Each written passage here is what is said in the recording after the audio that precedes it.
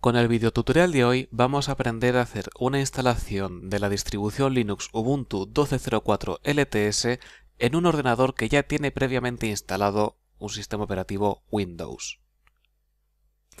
Para ello, previamente hace falta preparar el disco de instalación de Ubuntu que se puede descargar desde su página web oficial www.ubuntu.com. Una vez en la portada tenemos que presionar sobre el botón que pone Get Ubuntu y luego seleccionar la versión desktop, que es la de escritorio. Debemos seleccionar la versión de 32 bits y darle al botón Start Download. Empezará la descarga de un archivo ISO de 701 MB que podrá ser grabado en cualquier DVD utilizando un programa de grabación de discos. En cuanto se haya terminado de grabar el disco, podemos reiniciar nuestro ordenador sin sacarlo y automáticamente se nos cargará el programa de instalación de Ubuntu. Nos aparece una ventanita en inglés, cuyo idioma podemos cambiar en el menú de la izquierda a cualquiera que queramos. En este caso nos interesa el español. Veremos que la ventana nos ofrece dos opciones, una de ellas instalar Ubuntu y la otra probarlo. Probar Ubuntu significa poder ejecutarlo sin necesidad de modificar el disco duro, de tal manera que podamos ver si nos gusta, no nos gusta y si funciona correctamente bien.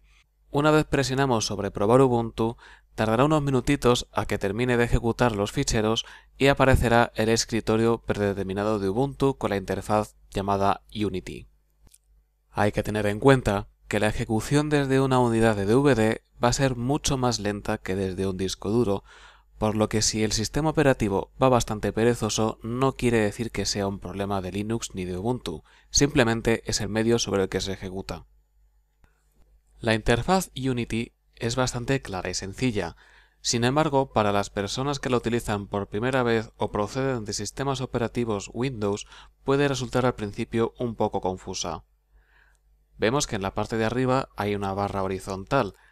En esta barra aparece toda la información importante sobre el sistema, como la hora, el volumen, las conexiones disponibles, etcétera, etcétera.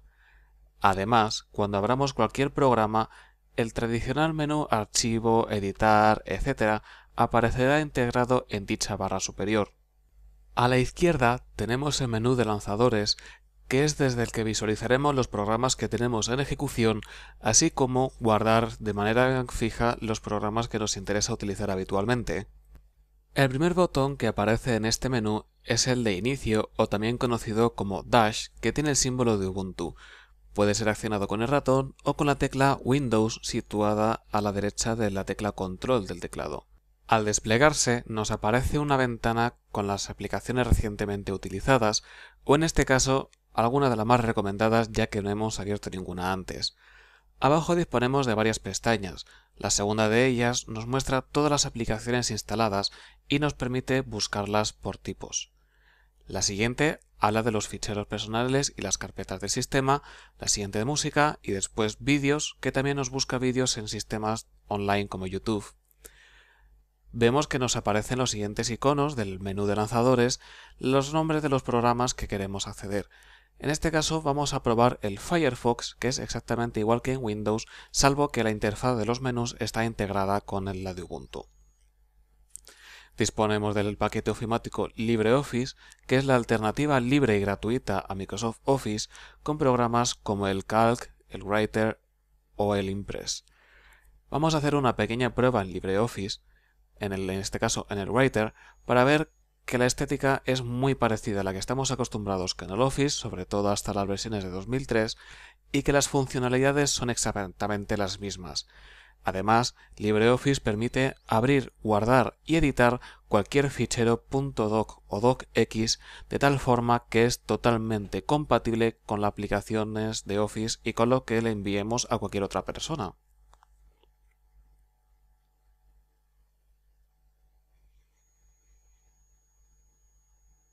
Una vez hecha esta visión un poco rápida sobre el sistema Ubuntu, vamos a presionar el icono de instalar. Esto es como si desde la misma ventana inicial hubiéramos dado directamente a instalar Ubuntu. Sin embargo, la diferencia es que ahora nos aparecerá de fondo el escritorio y si queremos, mientras se instala, podemos utilizar cualquier programa, aunque esto no es aconsejable. En la ventana de instalación lo primero que nos aparecen son los idiomas y al igual que en la ventana anterior tenemos muchos para elegir. Sin embargo, otra vez nos interesa continuar con el español.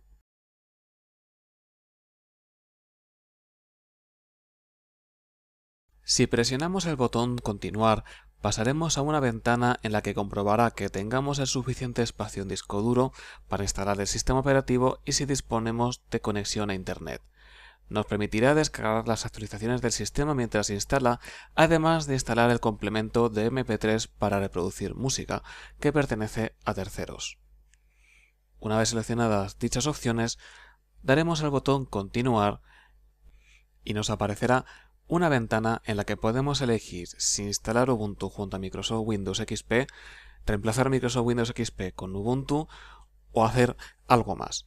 Las primeras dos opciones facilitan mucho el procedimiento de instalación y lo hacen todo mucho más sencillo. Sin embargo, no nos permite tener un control sobre las particiones de disco duro. Por ese motivo, vamos a presionar a algo más y vamos a darle al botón de continuar.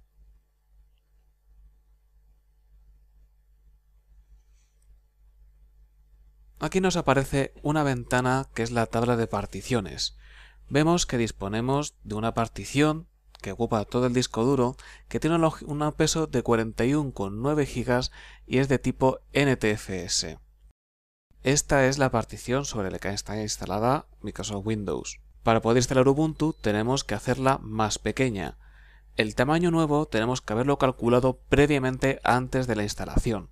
Como vamos a modificar el tamaño de la partición, siempre es aconsejable haber hecho una desfragmentación del disco anteriormente. En este caso vamos a ponerle un tamaño de 20 GB, de tal manera que nos sobren otros 20 o un poquito más de 20 para instalar Ubuntu. Es imprescindible tener en cuenta que tiene que haber menos información en la unidad C que el tamaño que vamos a dejar de nueva partición, porque de lo contrario perderemos todos los ficheros. Una vez redimensionada la partición de Windows, de tipo NTFS, nos aparecerá el espacio libre que queda. Lo primero de todo es añadir una nueva partición primaria de un tamaño aproximado de 8 o 10 GB, dependiendo de la cantidad de programas que queramos instalar en Ubuntu, aunque generalmente 8000 megas es lo más aconsejable, del sistema de ficheros es 4. En punto de montaje tenemos que seleccionar la barrita. La barrita indica la carpeta principal donde se instalarán todos los archivos del sistema de Ubuntu. Una vez seleccionado, le damos a aceptar y el sistema de particiones de discos creará la nueva partición.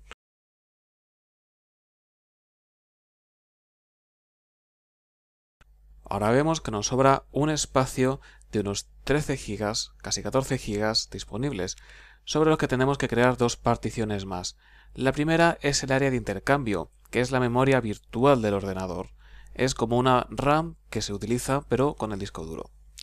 En este caso es aconsejable poner siempre el doble de la memoria RAM disponible en el ordenador.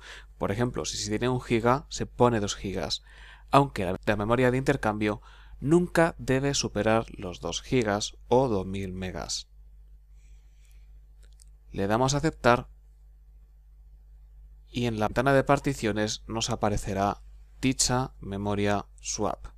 A continuación presionamos sobre el espacio libre que queda para crear las carpetas personales, es decir, el sitio donde se almacenarán las carpetas personales.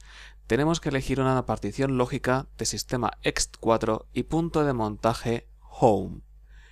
La carpeta home es la carpeta de sistema donde, insisto, se almacenan todos los archivos personales de cada usuario. Una vez creada la nueva tabla de particiones, podremos comprobar que ahora el disco duro está dividido en una parte o partición de SDA1 para NTFS Windows, la SDA2 de ext4 de Linux, la memoria swap y después la ext4 destinada a la carpeta home.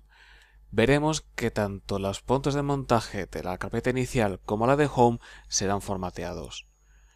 Una vez comprobado que esté todo correcto, le damos al botón de instalar ahora. Mientras se inicia la instalación, nos pedirá información sobre la zona horaria en la que estamos. Esta información es muy importante debido a que será con la que el ordenador maneje todo su sistema de horas y se mantendrá sincronizado correctamente a la red. Veremos que podemos escribir cualquier ciudad del mundo y que además nos aparecen muchas ciudades. Podemos situarlo en Nueva Delhi o bien lo que nos interesa en Madrid, pero nos aparecen muchos Madrid. En Guinea Ecuatorial, en Chile, en Colombia, en Cuba, la Hora de Barajas, un barrio de Madrid, en Estados Unidos, en Islas Filipinas, en México, etcétera, etcétera, etcétera. Sin embargo, nos interesa la que pone Madrid, Spain.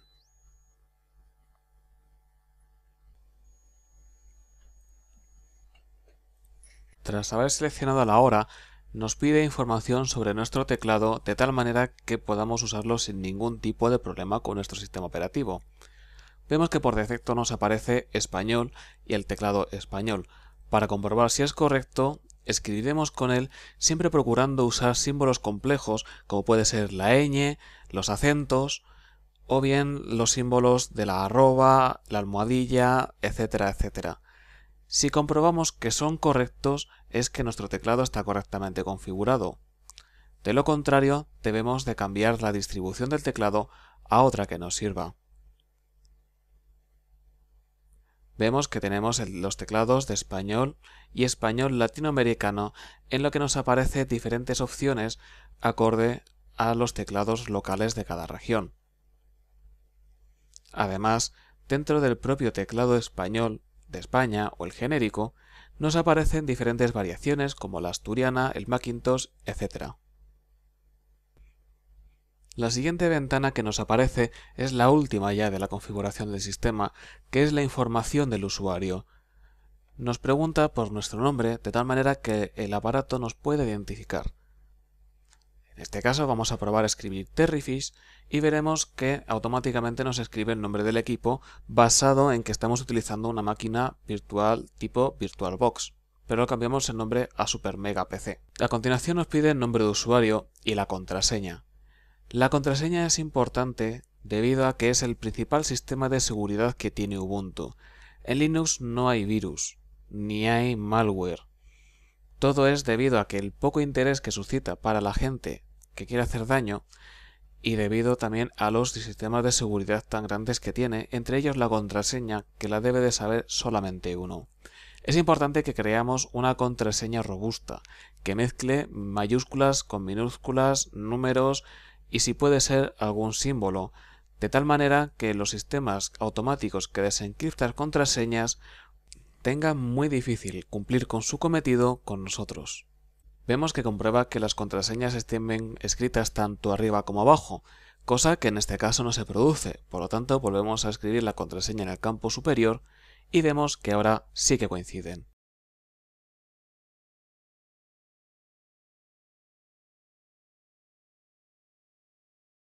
Después de la contraseña tenemos dos opciones, que es la de iniciar sesión automáticamente o solicitar la contraseña para iniciar sesión. Personalmente prefiero la segunda por temas de seguridad, de tal manera que cualquiera que encienda mi máquina no pueda ver todo lo que tengo instalado. Adicionalmente, si queremos todavía mejorar más la seguridad, podemos cifrar la carpeta personal. ¿Qué significa esto? Que la carpeta personal, donde tenemos todos nuestros ficheros, no podrá ser abierta sin introducir la contraseña. Después de esta ventana, se queda instalando el sistema operativo de forma totalmente automatizada. Ya con esto hemos terminado nuestra sencilla labor de configuración de la instalación.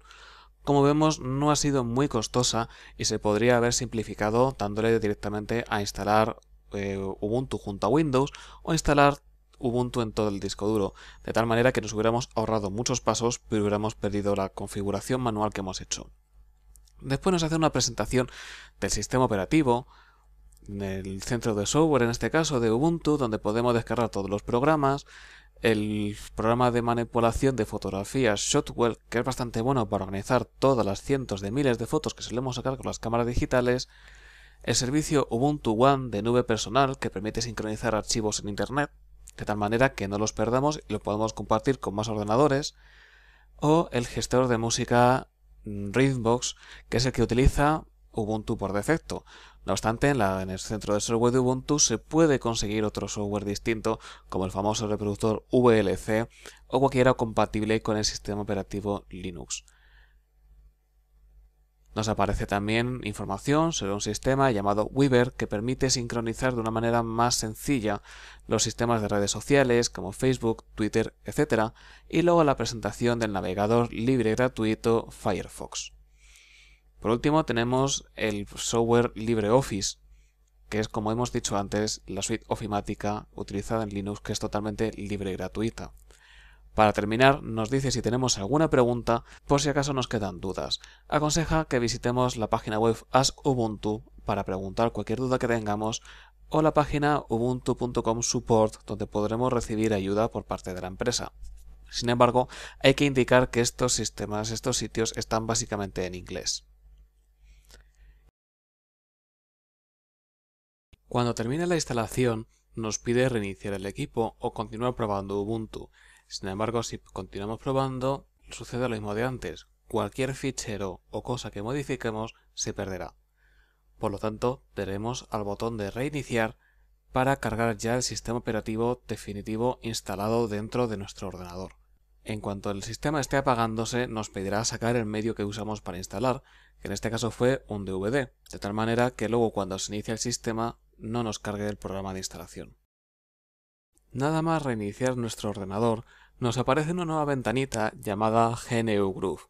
El Groove es un gestor de arranque que nos permite ejecutar cualquier sistema operativo que tengamos instalado. El primero que aparece y que se ejecutará por defecto en un plazo de tiempo es Ubuntu. Y a continuación vemos que tenemos Ubuntu en modo recuperación desde memorias o bien el sistema operativo Windows XP que teníamos previamente instalado. La cuenta atrás se suspende automáticamente al cambiar de opción. Si seleccionamos Ubuntu y damos con el botón Enter del teclado, se nos cargará el sistema operativo. En este caso vemos que hay una ventanita gris en torno a la pantalla del ordenador y es simplemente porque estoy utilizando una máquina virtual cuya resolución de pantalla es distinta en el momento del arranque que en el momento de ejecución. Lo primero de todo, al igual que en Windows, es la ventana de entrada, donde podemos elegir el usuario y la contraseña. Solamente nos pedirá contraseña en los usuarios que la tengan puesta, que serán todos menos la sesión de invitado. A la derecha del nombre de usuario vemos que está este botón, que podemos elegir la interfaz que vamos a poner. Está la de Ubuntu y la de Ubuntu 2D, que es apta para ordenadores con menos recursos, ya que los gráficos serán en 2 dimensiones. Una vez escrita la contraseña, podemos darle al teclado a la tecla Enter o bien a la flechita de la derecha y ya se nos cargará nuestro entorno de escritorio, que es exactamente igual que el que teníamos antes en la prueba, salvo que no tenemos la opción de la instalación. Si ponemos el menú sobre el ratón sobre las carpetas personales y damos con el botón derecho, podremos abrir automáticamente las carpetas que queramos. Si dejamos el puntero un breve lapso de tiempo encima de cualquier icono, nos aparecerá el nombre de la aplicación. Ahora vamos a probar el centro de software de Ubuntu, que es el sitio desde el que se instalan la gran mayoría de los programas. Según entramos, vemos una ventana principal en la que se nos ofrecen diferentes programas que son los mejor valorados. Y en la esquinita de arriba a la derecha tenemos la opción de buscar o buscar manualmente el programa que queramos. Si le damos a instalar al que seleccionemos, nos pedirá nuevamente la contraseña. ¿Por qué? Porque de esta manera se asegura de que realmente somos nosotros quienes estamos intentando instalar algo y no permite a cualquier usuario ajeno modificar el sistema operativo. Si volvemos a la ventana principal, veremos que a la izquierda disponemos de una lista de categorías de programas. Accesorios, acceso universal, ciencia e ingeniería, que es donde entramos. Vemos que dentro de ciencia e ingeniería tenemos varias opciones, como por ejemplo astronomía, y dentro de astronomía se nos ofrece una gran variedad de programas, la verdad, algunos de ellos muy interesantes.